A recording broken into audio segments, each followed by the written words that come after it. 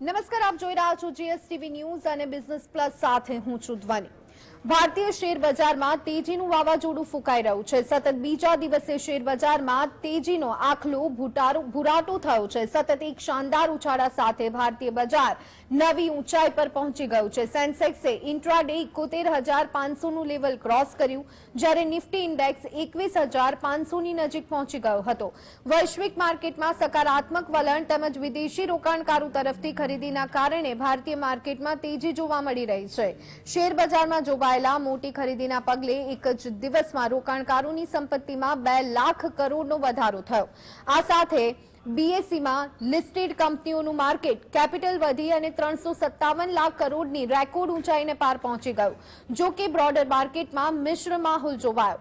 બીએસસીનો mid cap rate ઝોનમાં રહ્યો, જ્યારે સ્મોલ કેપ ઇન્ડેક્સ 0.5% વધ્યો। સેક્ટોરિયલની વાત કરીએ તો આઈટી સેક્ટરમાં આગ ઝરતી તેજી રહી। નિફ્ટીનો આઈટી ઇન્ડેક્સ 4.56% વધ્યો। મોટાભાગની કંપનીઓના શેરમાં ઉછાળો નોંધાયો। આ ઉપરાંત banking, capital goods, metal, oil and gas સેક્ટરની કંપનીઓ પણ રોકાણકારોએ ખરીદારી કાઢી।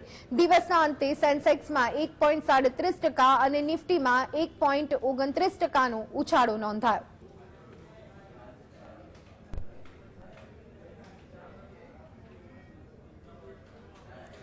તો વાત કરીએ સેન્સેક્સની, તો ખાસ કરી અને 969.55નો વધારો જોવા મળ્યો છે અને 71,483.75 પર બંધ રહ્યો હતો। ખાસ કરી અને સેન્સેક્સની વાત કરીએ તો 274 જેટલો વધારો જોવા મળ્યો હતો। નિફ્ટીની વાત કરી રહ્યા છીએ, 274ના વધારાની સાથે 21,456.70 પર બંધ રહ્યો હતો।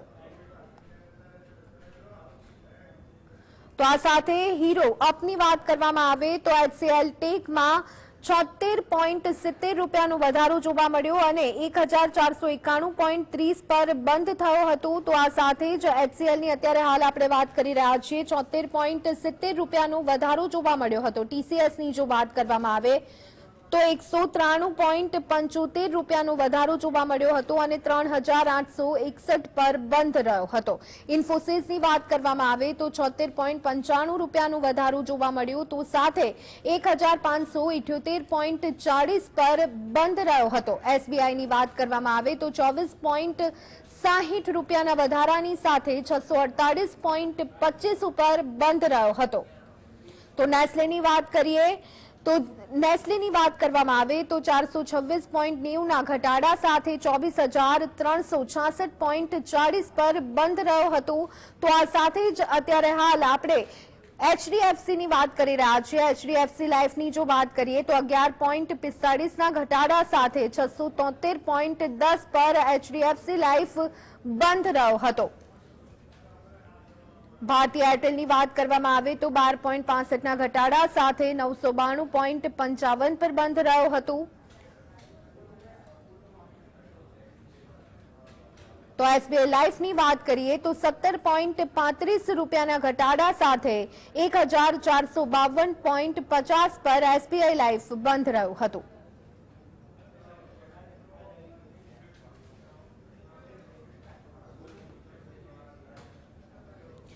તો માર્કેટના કારોબાર અંગે ચર્ચા કરવા આપણી સાથે જોડાયા છે ચાણક્ય ગ્રુપના ફાઉન્ડર પરેશભાઈ ગોરધનદાસ। પરેશભાઈ, આપનું સ્વાગત છે જીએસટીવી ન્યૂઝમાં। કેમ છો? મજામાં। પરેશભાઈ, ભારતીય શેર બજારમાં સતત બીજા દિવસે તેજીનો જોરદાર પવન ફૂંકાયો છે। વૈશ્વિક માર્કેટમાં જોવાયેલી તેજી પાછળ ભારતીય માર્કેટ પણ સતત બીજા દિવસે નવા રેકોર્ડ લેવલ પર પહોંચી ગયું છે। શું કહેશો, માર્કેટની આ મુવમેન્ટને આપ કેવી રીતના જોઈ રહ્યા છો? બજારના તેજી માટે મુખ્યત્વે 3 કારણો છે। એક તો અમેરિકન ફેડરલ રિઝર્વ દ્વારા જે રીતે અત્યાર સુધી વ્યાજ દરમાં વધારો કરવામાં આવશે તેવો સંકેત અપાતો હતો, તેને બદલે આ વખતની મીટિંગમાં ફેડરલ રિઝર્વે વ્યાજ દરમાં તો કોઈ ફેરફાર ન કર્યો, પરંતુ હવે નજીકના સમયગાળામાં વ્યાજ દર ઘટાડાશે તેવો સ્પષ્ટ સંકેત આપ્યો છે। બીજી તરફ જે ગઈકાલે યુરોપિયન સેન્ટ્રલ બેંકની મીટિંગ મળી હતી તેમાં પણ તેમણે વ્યાજ દરમાં કોઈ ફેરફાર નથી કર્યો। અને ત્રીજું મહત્વનું પરિબળ છે કે આજે જે સવારે ચીનમાંથી અર્થતંત્રના આંકડા આવ્યા તે અપેક્ષા કરતા ઘણા સારા આવ્યા છે અને ચીનના અર્થતંત્રમાં પણ એક નોંધપાત્ર સુધારો આજે સવારની સેશનમાં જોવાયો હતો। અને આ પાસાને કારણે સવારે ખુલતાની સાથે તમામ એશિયાઈ બજારો અને તે પછી ભારતીય બજારમાં એક તેજીનું વાવાઝોડું જોવાયું। જી બિલકુલ પરેશભાઈ, શું સેન્સેક્સ હવે 75,000ના લેવલ તરફ આગળ વધી રહ્યો છે એમ આપણે માની શકીએ? આજે લગભગ 71,493 ઉપર તો બજાર બંધ આવ્યું અને નવા અઠવાડિયામાં એક તબક્કે 72,000નું લેવલ પણ જોઈ શકાશે. તેમ છતાં જે ઝડપથી સેન્સેક્સ અને નિફ્ટીમાં ઝડપી ઉછાળો જોવાયો છે તેને કારણે નવા અઠવાડિયાની શરૂઆતમાં થોડુંક પ્રોફિટ બુકિંગ આવશે તે ગણતરી છે. અને આ પ્રોફિટ બુકિંગ લગભગ બે કે 3 દિવસ ચાલ્યા પછી ફરી એક વખત બજાર ઝડપથી ઉંચકાવાનું શરૂ થઈ જશે. જી આપણી સાથે કોલર મિત્ર રમેશભાઈ જોડાઈ ગયા છે. રમેશભાઈ, આપનો પ્રશ્ન જણાવો. મારી પાસે એક્સટેલ ઇન્ડસ્ટ્રીઝ અને એમ્ફાસિસ પડ્યા છે, બેમાં નફો થાય છે, શું કરવું? મારી દ્રષ્ટિએ બેમાંથી એકે શહેરોમાં ન વેચાય અને ખાસ કરીને ઇન્ફોસિસમાં તો હજી આગામી દિવસોમાં ખૂબ જ મોટા ઉછાળાની જગ્યા બાકી છે. ટીસીએસ અને ઇન્ફોસિસમાં તમે ટ્રેન્ડ જોયો હશે તો ગઈકાલ અને આજે આ બંને શેરોએ સુંદર ઉછાળો આપ્યો છે. એટલે આ બંને શેરોમાં તમારે રોકાણ જાળવી રાખવું જોઈએ. અને એક કોલર મિત્ર જ્યોતિબેન જોડાઈ ગયા છે. જ્યોતિબેન, પ્રશ્ન જણાવો આપનો. પરેશભાઈ, એચડીએફસી બેંક 2 વર્ષથી કઈ ખાસ રિટર્ન આપતું નથી, તો એમાં શું કરાય? નીકળી જવાય કે રખાય? મને ફાયદો થાય છે. અને ટાટા કેમિકલમાં શું કરવાનું? આજે એમાં સારો એવો ઉછાળો આવ્યો છે, આગળ શું લાગે છે? એચડીએફસી બેંકની વાત કરીએ તો એચડીએફસી બેંકમાં આગામી દિવસોમાં ધીરે ધીરે સુધારો જોવાશે.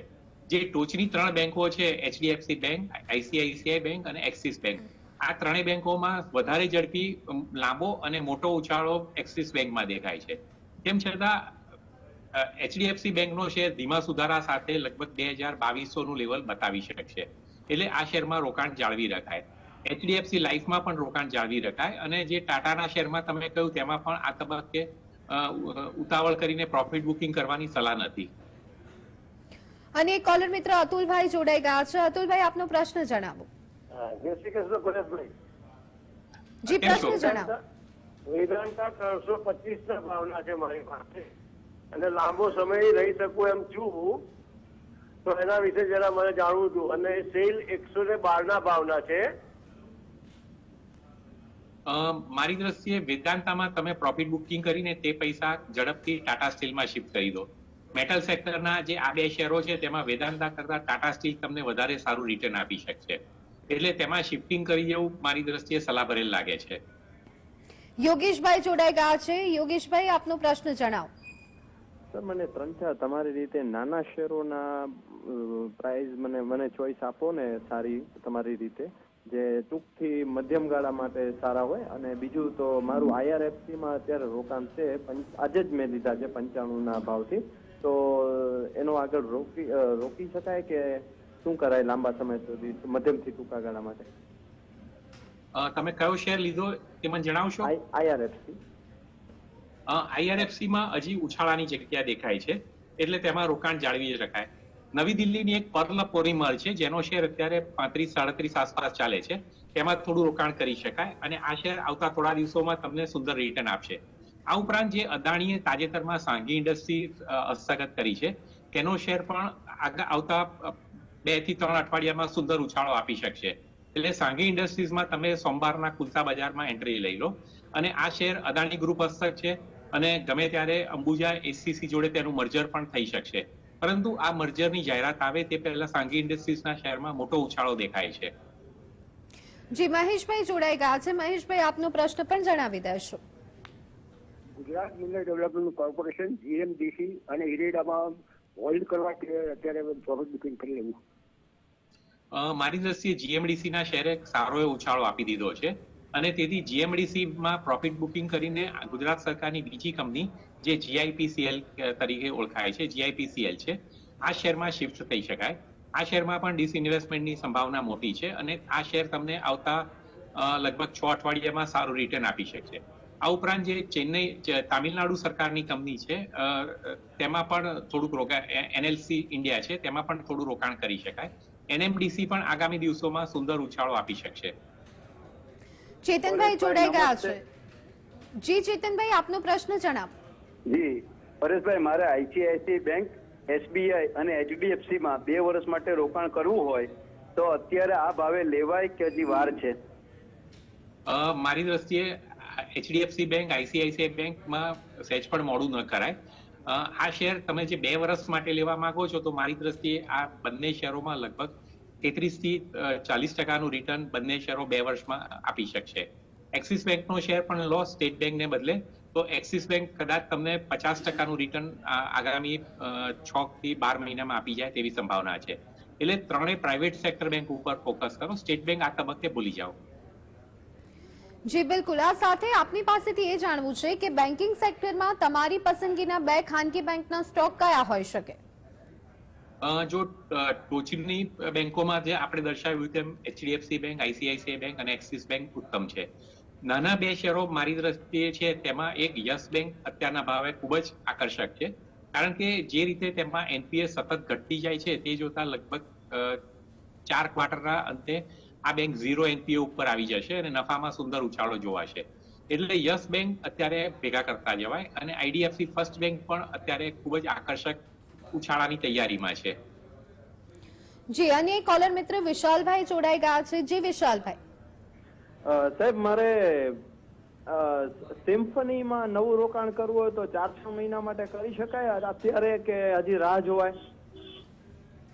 મિડ કેપ શેરોમાં તોફાની ઉછાળો તો ચોક્કસ શરૂ થઈ ગયો છે, તેમ છતાં હજી સિમ્ફનીમાં મોટા ઉછાળાની શરૂઆત નથી દેખાતી. એટલે એક વખત તેમાં કરંટ શરૂ થાય તે પછી થોડુંક રોકાણ કરી શકાય. અત્યારના તબક્કે જોઈએ તો સિમ્ફનીમાં થોડી રાહ તમારે જોવી પડશે, કરંટ શરૂ નથી થયો. કોલર મિત્ર મહેશભાઈ જોડાઈ ગયા છે. જી મહેશભાઈ. ઇરેડામાં સાહેબ પ્રોફિટ બુકિંગ કરવું કે રાખી મૂકવા? કયો શેર? Indian renewable energy. મહેશભાઈ ફરી એક વખત જણાવી દેશો? IREDA, Indian renewable energy. હા, ઇરેડામાં પ્રોફિટ બુકિંગ શરૂ કરી શકાય. એમ પણ આઈપીઓ વખતે વેલ્યુએશન થોડું વધારે ઊંચું હતું અને અત્યારે ભાવ સારો એવો વધી ગયો છે, એટલે બહુ લોભ રાખવાને બદલે પ્રોફિટ બુકિંગ શરૂ કરી શકાય. Welcome back. બિઝનેસ પ્લસમાં હાલ આપણે ચર્ચા કરી રહ્યા છીએ, ત્યારે આપની પાસેથી એ જાણવા માંગીશું પરેશભાઈ કે રોકાણકારોએ હાલના સમયે નિફ્ટીમાં કયા લેવલને ધ્યાને રાખવા જોઈએ?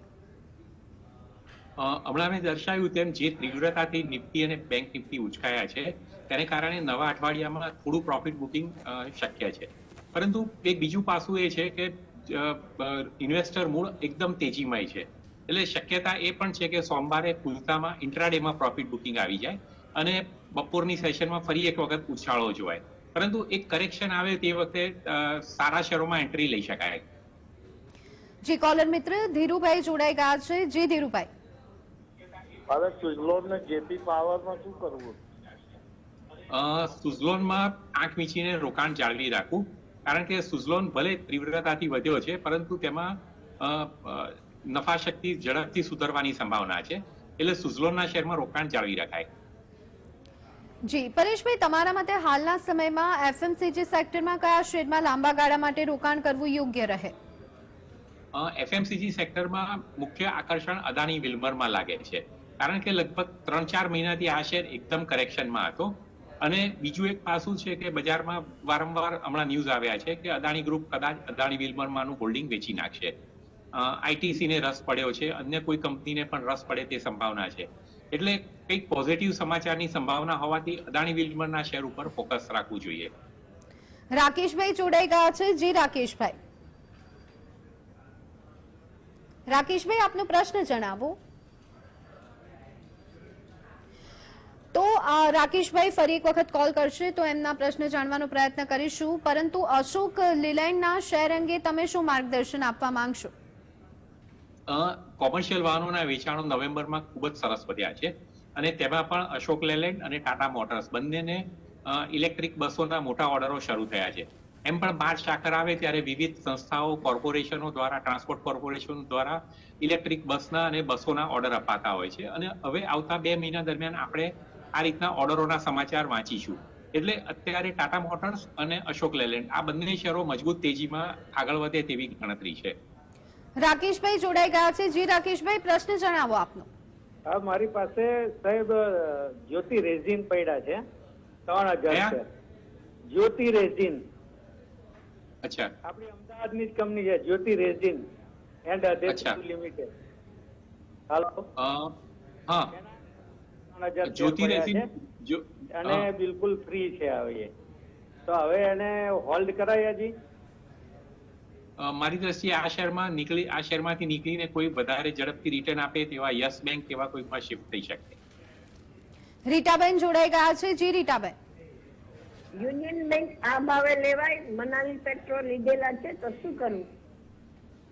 બંધન બેંકમાં રોકાણ કરી શકાય. બંધન બેંક લાંબા સમય પછી હવે તેજી તરફી થયો છે એટલે તેમાં રોકાણ કરી શકાય. મનાલી પેટ્રોલમાં પણ રોકાણ જાળવી રખાય.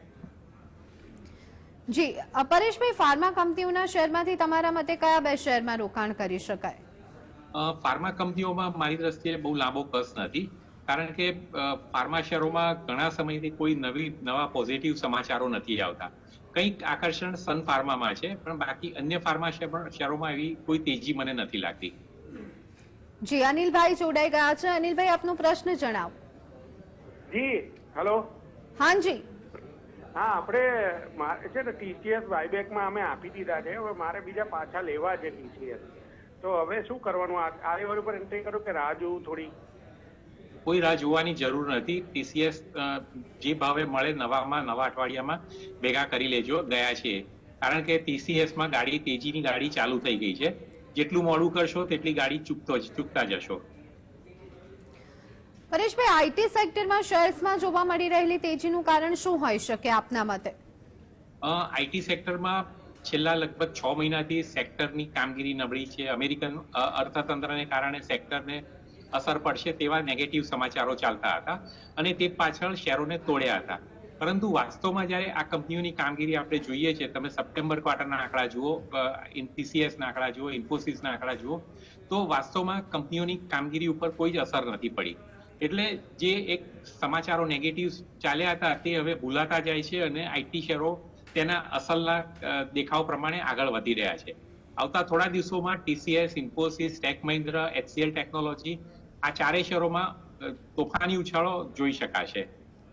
સુરેશભાઈ જોડાઈ ગયા છે કોલર મિત્ર. જી સુરેશભાઈ. સુરેશભાઈ, આપનો પ્રશ્ન જણાવશો. પરેશભાઈ, મારે PNB લેવા છે. PNB પંજાબ નેશનલ બેંક લેવાય. કયો છે? PNB ની વાત કરતા હો, પંજાબ નેશનલ બેંક. તો તેમાં હજી મોટો ઉછાળો, આજે ભલે 90-93 નો ભાવ ચાલતો હોય, હજી આવતા એક વર્ષમાં આ શેર તમને ઘણું સારું રિટર્ન આપી શકે. એટલું યાદ રાખજો કે આજે નીરવ મોદી અને અન્ય કૌભાંડો પંજાબ નેશનલ બેંકમાં બહાર આવ્યા તે પહેલા આ શેર 400 રૂપિયા ઉપર ચાલતો હતો. અત્યારે પણ બુક વેલ્યુની સરખામણીમાં ભાવ ઘણો નીચો છે અને અત્યારે જે હજી બાકી NPA છે તે પણ આવતા થોડા ક્વાર્ટરમાં પૂરી થઈ જશે. એટલે જો તમે 2 વર્ષના એંગલથી આ શેર ભેગા કરેલા હશે, જાળવી રાખ્યા હશે, તો તમને ઘણું સારું રિટર્ન છૂટી શકશે. ફ્રેન્કલિનભાઈ જોડાઈ ગયા છે. યસ ફ્રેન્કલિનભાઈ, જણાવો આપનો પ્રશ્ન. આપણે ઓછા રેટની અંદર કયા શેર સારી રીતે ખરીદી શકીએ? તમને યાદ હશે કે અગાઉની આપણી મીટિંગમાં આપણે ઝોમેટોના શેરની 43, 50, 55 વગેરે ભાવે વાત કરી હતી. અત્યારે આવો જ એક અફલાતુન શેર યસ બેંક લાગે છે. મેં પણ લીધેલા છે.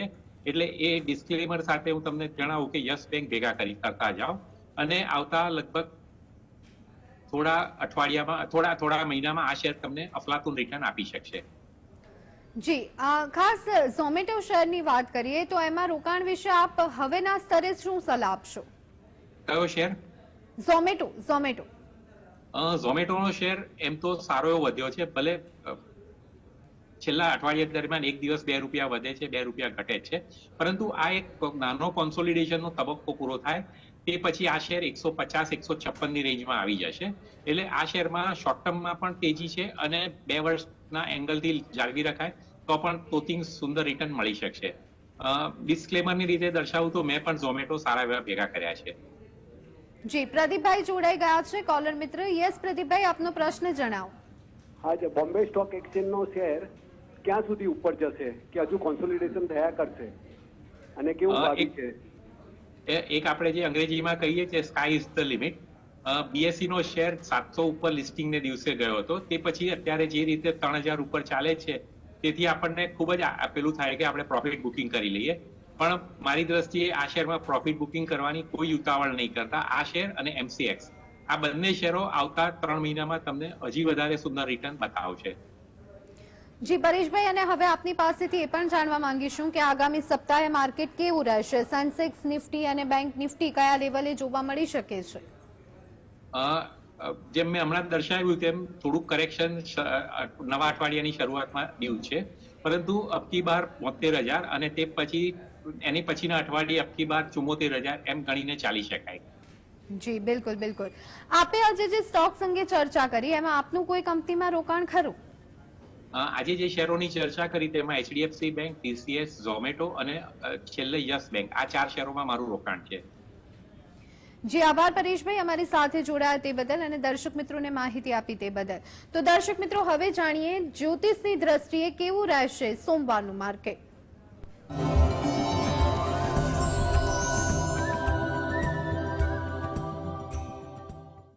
સોમવાર તારીખ 18/12/2023, શત તારા નક્ષત્ર અને કુંભ રાશિ. બજારનું ઉદિત લગ્ન, ગ્રહ, નક્ષત્ર, યોગ, હોરા વગેરે જેવી બાબતોને આધારે બજારમાં તેજીની સંભાવના વધુ લાગી રહી છે. બજારનો સમય સવારે 10 થી 11 દરમિયાન બજાર થોડુંક નકારાત્મક કે ધીમું પડે એવા યોગ છે, માટે શરૂઆતના સમયગાળા દરમિયાન થોડીક થોભો અને રાહ જોવો જેવી નીતિ અપનાવી પછી કામ કરવું પણ હિતાવહ લાગી રહ્યું છે. ફાર્મા, કેમિકલ, એગ્રો, માઇન જેવા સેક્ટરમાં મૂવમેન્ટ વધુ દેખાઈ શકે છે. સિલ્વર અને ક્રૂડ ઓઇલ વધુ પ્રભાવિત થાય. રાત્રે 8 અને 9 ની વચ્ચે ચહલપહલ થોડુંક વધે, ક્ષણિક ઉછાળા આવે તેવા પણ યોગ દેખાય છે. એગ્રો કોમોડિટીમાં જોવા જઈએ તો એરંડા, જીરા, ગુવાર ગમ, ગુવાર સીડ જેવી વસ્તુ વધુ પ્રભાવિત થાય, મૂવમેન્ટ વધુ આવે તેવું પણ બનવા જોગ છે. એમાં પણ બજારનો સમય સવારે 11 થી 12 દરમિયાન ક્ષણિક ઉછાળા બાદ ટ્રેન્ડ બદલાતા જોવા મળે એવું પણ સંભવિત લાગી રહ્યું છે.